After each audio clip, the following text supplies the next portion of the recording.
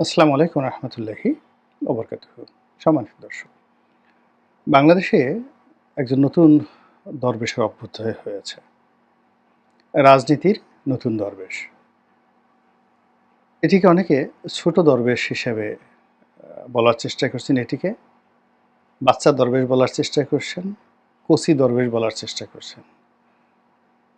এর কারণ হলো এই যে নতুন যে দরবেশ, সেই দরবেশের বয়স অল্প, দাড়ি লম্বা। আগের যে দরবেশ তার দাড়ি ছিল কিন্তু এটার মতো এত লম্বা ছিল না। ২ নম্বর হলো যে আগের যে দরবেশ সে কখনো পাগড়ি পরতো না। এই যে নতুন যে দরবেশ আসছে, এই দরবেশ আ পাগড়ি পরছে। তারপর আগের দরবেশ একেক সময় একেক পোশাক পরতেন। কখনো কোট টাই পরতেন এবং তার একটা পাজামা পাঞ্জাবির একটা স্টাইল ছিল পলিটিক্যাল। কিন্তু এই দরবেশটার যে পোশাক আশাক এটাকে অনেকটা তাবলিগি নেসাবের যে পোশাক, ওরা যে ধরনের ঢোলা পাঞ্জাবি, পাজামা মানে পাজামা বলতে পাকিস্তানি সালোয়ার যেটা বলা হয় সেটা পরে, তারপরে স্যান্ডেল পরে, এইরকম একটা সুরত ধরে সে ঘুরে। এর কাছাকাছি আরেকটা এর চেয়ে একটু বয়সের বেশি হবে, ডবল হবে, আমাদের চেয়ে একটু ছোট। সেটা হলো ওই আওয়ামী লীগ জামানাতে এরকম একটা দরবেশ ছিল। মানে বড় দরবেশ সালমান এফ রহমান, তার সাথে, সাথে আরও বাচ্চা ছোট দরবেশ ২-৩ টা ছিল। শেয়ার মার্কেট একটা ছিল, ওটাকে ছোট দরবেশ বলা হতো। ওটার দাড়ি-দুড়ি ছিল না।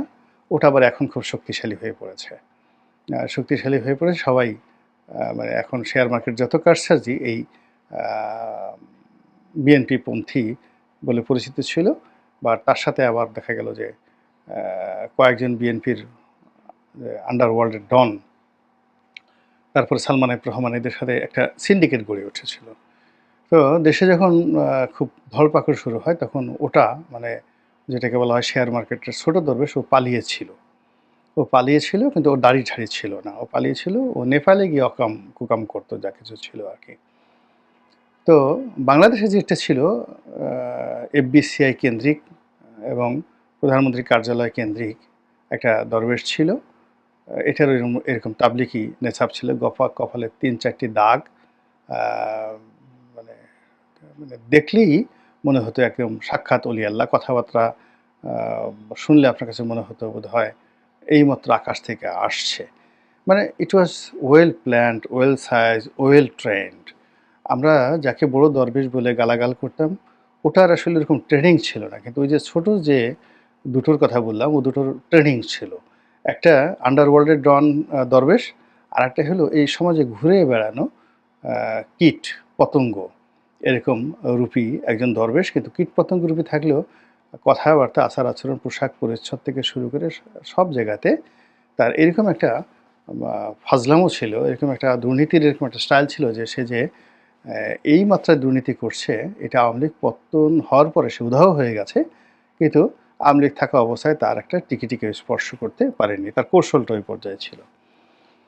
তো অতীতে সেই দরবেশদের তুলনায় যদি এই জমানাতে যে বাচ্চা দরবেশ তার অভ্যুদয় হয়েছে এবং ইতিমধ্যে আপনারা দেখেছেন তাকে সেই ছাত্রদের যে নতুন রাজনৈতিক দল সেখান থেকে বহিষ্কার করা হয়েছে এবং সে যে সকল কথাবার্তা বলেছে, টেলিভিশনে যে সাক্ষাৎকার দিয়েছে বা তার কিছু কর্মকাণ্ড ভিডিও ফুটেজ আমরা দেখেছি।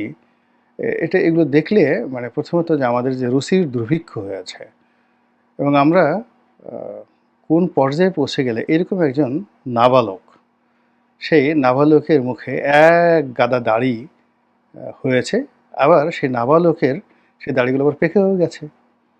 আবার সেই নাবালক অনায়াসে সচিবালয়ে ঢুকে যাচ্ছে। আমরা সচিবালয়ে যেদিন থেকে আমি সংসদ সদস্য নেই ২০১৩ সনের পর থেকে, তো আমি তো সচিবালয়ে ঢুকতেই তো আমার শরম লাগে। আমি ঢুকিনি কখনো।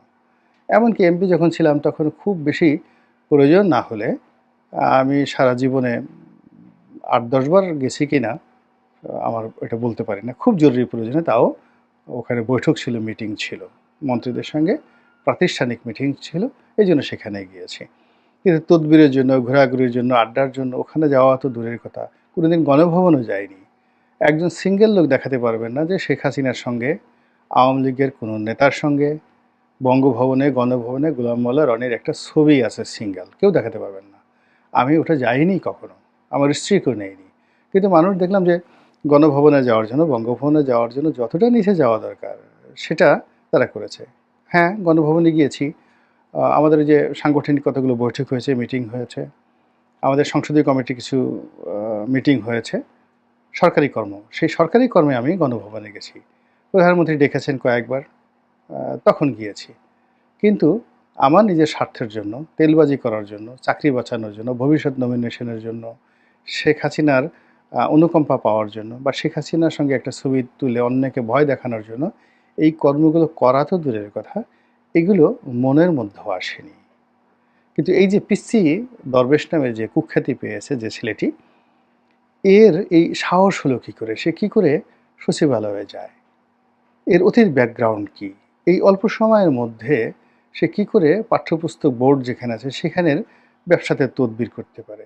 এই ছেলের যে ক্যারেক্টারিস্টিক্স, এর যে সামাজিক যে স্ট্যান্ডার্ড, এর জন্ম, এর পরিবার, এর সব কিছুর মধ্যে একটা দারিদ্রতার স্পষ্ট এবং ভণ্ডামির একটা লক্ষণ। অর্থাৎ তার চেহারার সঙ্গে দাড়ি মেলে না, তার পাগড়ির সঙ্গে চোখ মেলে না, তার কথার সঙ্গে তার শিক্ষা মেলে না, আর তার সার্বিক অবস্থার সঙ্গে তার যে কুকর্মগুলো একটাও মেলে না।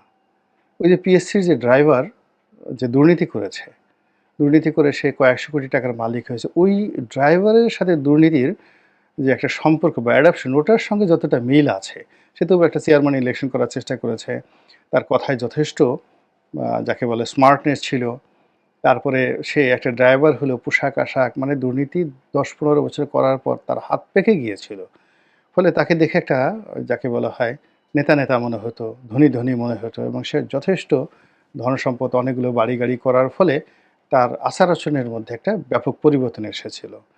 অলি আল্লাহ অলি আল্লাহ, একটা সুফি সুফি সুফি, দরবেশ দরবেশ একটা ভাব চলে এসেছিল ওই ড্রাইভারের মধ্যে। এবং তার ছেলে মেয়েদেরকেও ঠিক সেইভাবে সে গ্রুমিং করেছিল, এবং ছেলেদেরকে দেখে মনে হতো রাজপুত। একটা তো ছাত্রলীগের নাকি কি একটা নেতাও ছিল। তো এখন সেই যে ড্রাইভার আবেদ আলী না কি যেন নাম, এই ড্রাইভারের মানে মোজা হওয়ারও তো যোগ্যতা নাই এই ছেলের, ড্রাইভারের জুতো হওয়ার যোগ্যতা নাই এই ছেলের, অথচ এই ছেলে ডিসি ট্রান্সফার করেছে। এ কথা শোনা যায় যে, মানে এর কথা যারা শুনেছেন, এর সুপারিশে যারা ডিসি হয়েছেন, তা আমার তো মনে হয় যে এই ছেলেকে শাস্তি না দিয়ে এই ছেলের কথা যারা শুনেছেন, তার সুপারিশে যারা এই বদলি ট্রান্সফার করেছেন, তাদের প্রত্যেকটা লোকরে প্রকাশ্যে আসলে চাবুক মারা উচিত। প্রকাশ্যে। চাকরি তো যাবেই, তার সঙ্গে সঙ্গে এই ছেলের কথা মতো যারা সরকারি কর্মকর্তা অপকর্ম করেছে বা করতে বাধ্য হয়েছে, তাদের সবাইকে চাপকানো উচিত। এবং প্রকাশ্যে তাদেরকে চাবুক মেরে তাদেরকে খুব, আমাদের এই সমাজের যত মন্দ বাসি পচা খাবার রয়েছে, যেগুলো নিকৃষ্ট প্রাণী খায়, এরকম একটা ভাঙা প্লেটে করে তাদেরকে সেই ধরনের বাজে খাবার তাদের মুখে জোর করে ঢুকে দেওয়া উচিত, যে তোরা মানুষ হওয়ার উপযুক্ত না। এইরকম একটা ছেলের হুকুমে তারা থরথর করে কাঁপে। চাকরি কি এত দরকার? ক্ষমতা কি এত দরকার? তো সেই দিক থেকে আপনি বা আমি এদেরকে যতই বাচ্চা দরবেশ বলি না কেন, বাস্তবতা হলো ওই যে বড় দরবেশ সালমান এফ রহমান, অবস্থার দৃষ্টে এরা এই বর্তমান জমানাতে সালমান এফ রহমানের আব্বা না, রীতিমতো দাদা, দাদার মতো এরা মানে সিনিয়রিটি পেয়ে গেছে, সালমান এফ রহমানের দাদায় পরিণত হয়ে গেছে। কাজেই এদেরকে আর পিচ্ছি দরবেশ বলা যাবে না, এরা হলো দরবেশের দাদা, দরবেশের বাপ, এরকম একটা অবস্থা। আর এই সকল দরবেশদেরকে আমাদেরকে দেখতে হচ্ছে, এদের দুর্নীতির কথা শুনতে হচ্ছে। এর সাথে আমাদের আসলে মৃত্যু হলে ভালো হতো। এর চেয়ে অপমান আর হতে পারে না যে আমাদের এত নৈতিক অধঃপতন, যে আমাদের এই রাষ্ট্রে আমরা কোন পর্যায়ে চলে গেলাম। আমাদের মধ্যে হঠাৎ করে যদি দেখা গেল যে একটা মুরগি, একটা ছাগল খুব শক্তিশালী হয়ে পড়েছে, সেই ছাগলটা ক্ষমতার বড় বড় জায়গাতে, মন্ত্রী এমপিদের জায়গাতে গিয়ে সে টেবিলে বসে সে বলল যে আমার পা চাটো। আর ওই যাকে ছাগল বলল পা চাটার জন্য, সে পা চাটলো, ছাগলের লেজ দিয়ে তাকে 2-3টে বাড়ি দিল, ছাগল ৩-৪টা গুঁতা দিল, টেবিলের উপরে মলমূত্র ত্যাগ করে আসলো, বলল যে, "এটা পরিষ্কারও করতে পারো, খেতেও পারো।" তখন কিছু লোক করল কি, যে ঠিক আছে, ছাগল হুজুর যখন বলছে, তাহলে আসেন আমরা একটু তার মলমূত্র লেহন করি। কেউ আবার বলল যে, "না, ঠিক আছে, পরিষ্কার করে ফেলি।" তো এইরকম কর্মকাণ্ড শুনতে যে ঘেন্না লাগে না? তার চেয়ে এই ধরনের চেহারা সুরত দেখলে, এদের কর্মকাণ্ড দেখলে বেশি ঘেন্না লাগে। এবার আসি দ্বিতীয় প্রসঙ্গ। এই যে জাহেলিপনা চলছে আমাদের এই সমাজে, জুলুম চলছে, এগুলো দেখে কি মনে হয় না যে এই জালেমের চেয়ে আগের জালেম তারা ভালো ছিল? আপনি চিন্তা করতে পারেন যে সচিবালয়ে ছাত্রলীগের সভাপতি বা সেক্রেটারি, ওই সময়টাতে ধরেন রব্বানীর নাম আসছে, সাদ্দামের নাম আসছে। সাদ্দাম আওয়ামী লীগ জমানাতে সংস্থাপন মন্ত্রণালয়ে গিয়ে পুরো ডিসিকে ট্রান্সফার করে ফেলেছে। এটা কি আপনারা কল্পনা করতে পারতেন ছাত্রলীগের সভাপতি কাজ করতে পেরেছে? কিংবা যুবলীগের পরশ, সভাপতি পরশ এবং